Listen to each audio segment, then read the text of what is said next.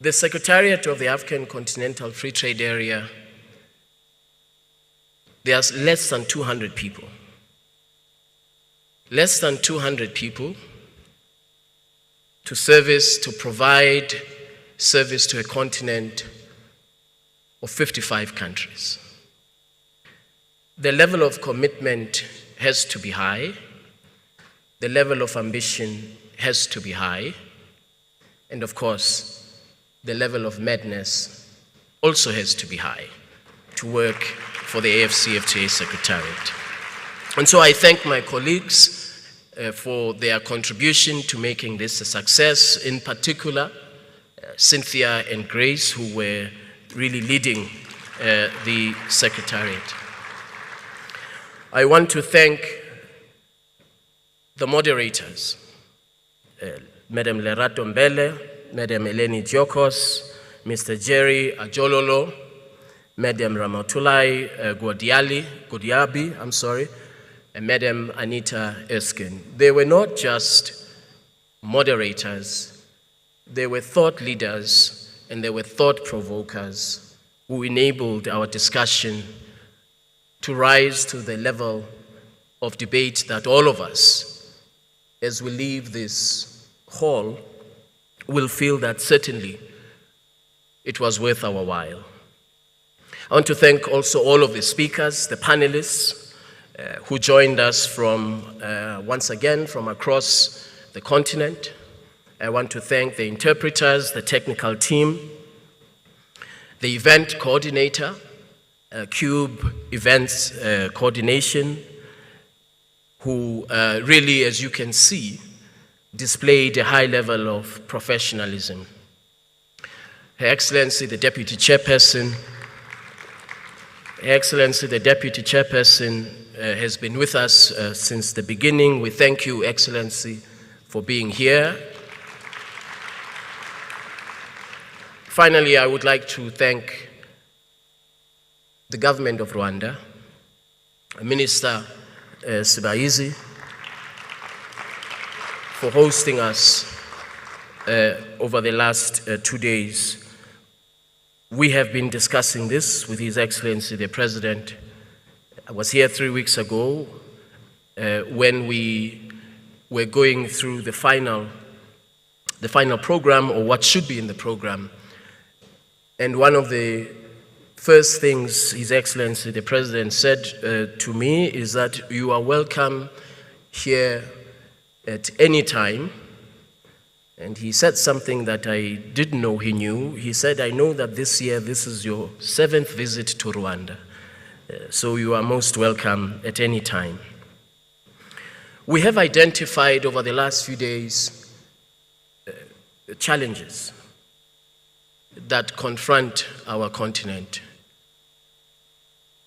And we have exchanged views, and we have set out a chart and a path to follow. Let me just share with you a deeply personal experience. In 2007, I attended the very first meeting of senior trade officials to discuss the African continent becoming a free trade area and setting out a roadmap. And what Madam Program Director read out to us was the starting point for that meeting. How do we become a single market, have a common currency, develop a payment system, have a trade fair? All of these objectives are embedded in the treaty founding documents of the Organization of African Unity. They are not new, these things that we have begun to implement. And so in 2007, we left that meeting. It was in Ghana, in Accra. And we said, we will recommend to the ministers of trade and the heads of states that by the year 2017, Africa must be a free trade area. This was in 2007. We developed this idea further with the African Union Commission, UNECA, and other leading African thinkers. We brought this to the heads of states and government, and they adopted that roadmap, which said by 2017, the African continent must be a free trade area. Looking back, we were late by 1 year. Just 1 year. The level of ambition and commitment to get this done was unprecedented. So we were here to sign the agreement. Our heads of states were here, 45 of them, maybe 43. Her Excellency Deputy Chairperson told us she was sitting there. I was seated that side in the corner. At that time,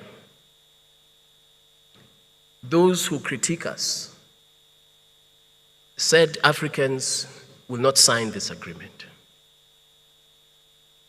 They were on CNN, on BBC, saying Africans do not have a history of concluding what they start. The agreement was signed. 43 heads of states.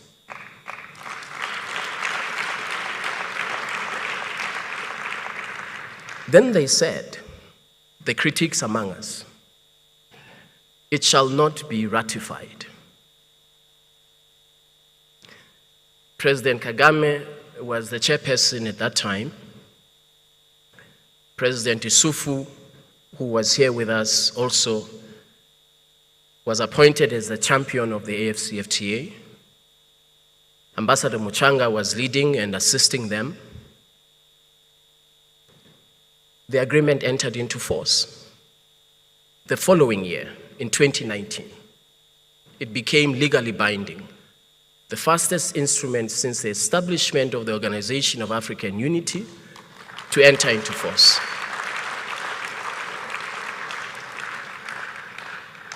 But the critics among us were not done. They said it shall not be implemented.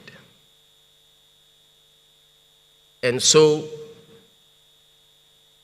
COVID-19 happened. For the first 10 months of the year, I was in a hotel room. We couldn't get anything done. They said, aha, we told you. It won't get implemented. Look at him, he's sitting in a hotel room. And of course, the rest of the world was shut down, but the critics among us really were committed to the idea that this must not happen. So they said they won't implement. When we started trading, certificates of origin being issued, now the argument has shifted to, but the volumes are too small. The volumes of trade are too small. It's not really happening. It's just a big diplomatic exercise.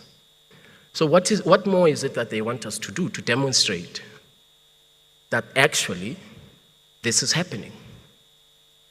But I think it's deeper than that. I don't think it's just a question of critiquing. There are some around the world who really do not have an interest in Africa's industrial development. And there are some who believe that they have a birthright to process our minerals and then sell them back to us as finished products. What was said yesterday or the day before by our colleague Usman from AfDB is absolutely correct. The more we import, the more jobs we export to other parts of the world. And so the journey that we have started, I think all of us should be proud that we are living in this moment. Yes, we may be 70 years behind, but we're living in this moment. We're standing on the shoulders of the founding mothers and fathers of the Organization of African Unity. We are living up to the challenge of making their vision a reality. So these challenges that we discussed over the last few days, the cost of trade finance, lack of progress in movement of persons, the cost of infrastructure, the cost of transport and logistics, the customs systems that have to be better coordinated. These challenges will remain with us for a long time. We are not going to achieve a single market in less than 5 years, in 10 years. It will take us time. But I am extremely encouraged by the engagement, not only here, but when we visit as a secretariat, when we visit individual countries, and we hear what young Africans are saying. We hear what SMEs are saying. We hear what women-led businesses, how they want to shape the future of our continent. This is why there's a major disconnect between those sometimes who have a temptation to negotiate forever and those who want to see this agreement being implemented. So we should be absolutely clear-minded and in no doubt. This is going to be extremely difficult. It is going to be challenging. It will require resolve. But the alternative is that we remain as a continent forever in the periphery of the global economy. That's the alternative. And so we owe it to ourselves as Africans. We owe it to the founding mothers and fathers to continue the journey that they started, to integrate our continent, to create jobs for young people, spur on innovation. These are the fruits that we shall bear. Lastly, I would say this. I was interviewed by a journalist on the margins of the General Assembly in New York. And they sent me the article later, and it says, the Secretary General of the AfCFTA is always boasting about what they have achieved as Africans. Well, what we've achieved is unprecedented.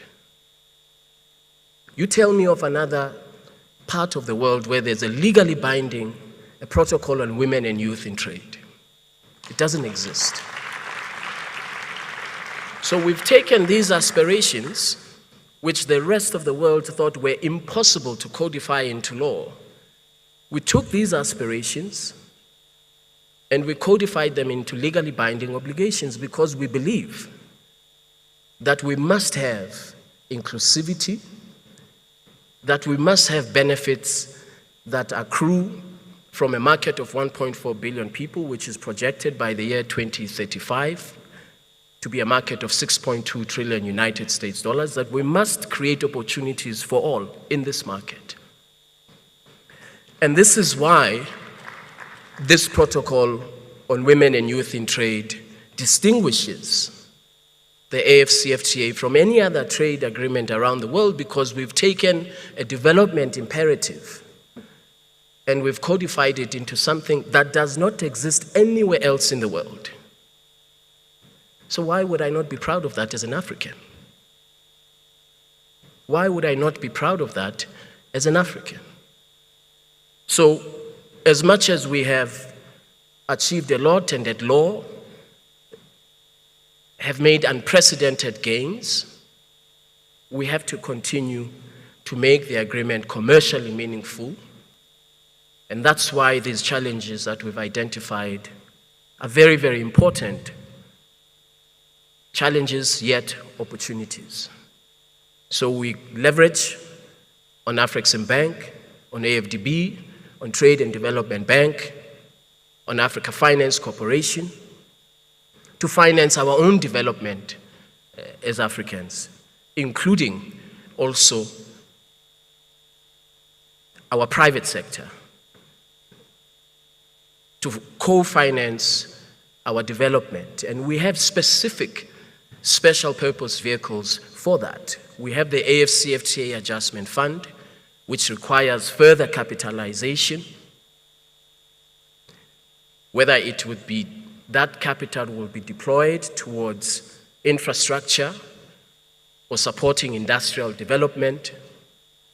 That is financing our own development, and it can be done by a sovereign wealth fund, a private equity firm that invests in the AfCFTA Adjustment Fund. We must finance our own development. And so this is the purpose of this gathering. And the character of BIASHARA Africa is deliberate and intentional. It identifies and presents a platform for small, medium enterprises, for youthful entrepreneurs, women-led businesses. Of course, we welcome CEOs, but we don't pretend that we want to be a forum for CEOs.